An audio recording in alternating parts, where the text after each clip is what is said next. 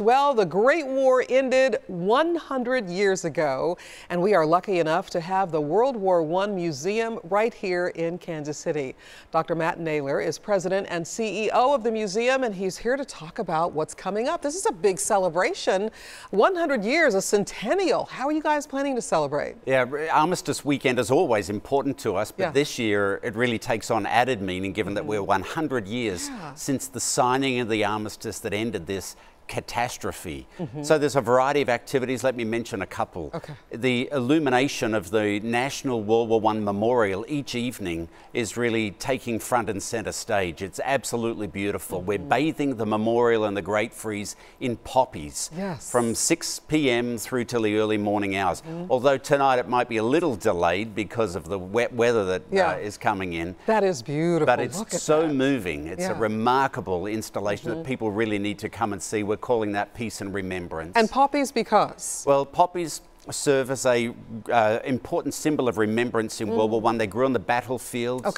Soon after the war, the poem in Flanders Field, they became a symbol of remembrance that people wear poppies all over the world. You know, you come into the National World War I Museum and underneath the glass bridge are those 9,000 poppies, each representing 1,000 combatant deaths. So this is a spectacular installation, garnering national attention of the museum and memorial. It's very unique. It is. And creative, and I love it. It's beautiful. Then on Sunday, we have a ceremony at 9:30 in the morning, and we're planning for that to be outside underneath the National World War I Memorial.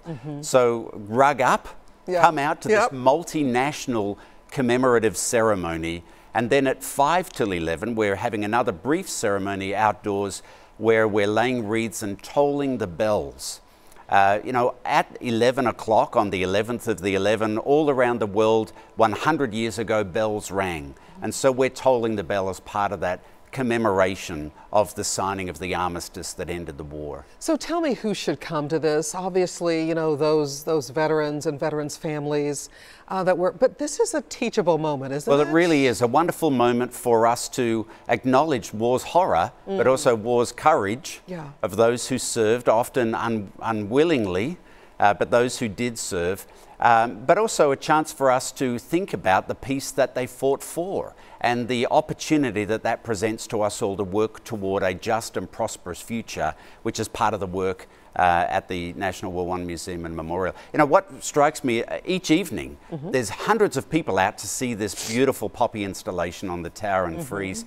So many families are out there. People bringing their children to talk about the values that are important for us. So this is a moment too where we can reflect upon what it means to be a democracy, what it means to make the world safe for democracy, which was, you know, the mantra or the proclamation of President Wilson at the time. So a wonderful chance. And the beauty also is right through the weekend for our veterans and active duty personnel, it's free admission to the museum, and for all the rest, it's of the general public, it's half price. Oh, that's great. That's wonderful. That's a good reason to come out as well. So excellent happenings this weekend there at the World War I Museum. Family-friendly activities on Saturday, great ceremonies on Sunday, then this beautiful evening installation, a must-see moment for everybody. Gosh, I can't wait for the ringing of the bells. Thank you so much for coming and for sharing.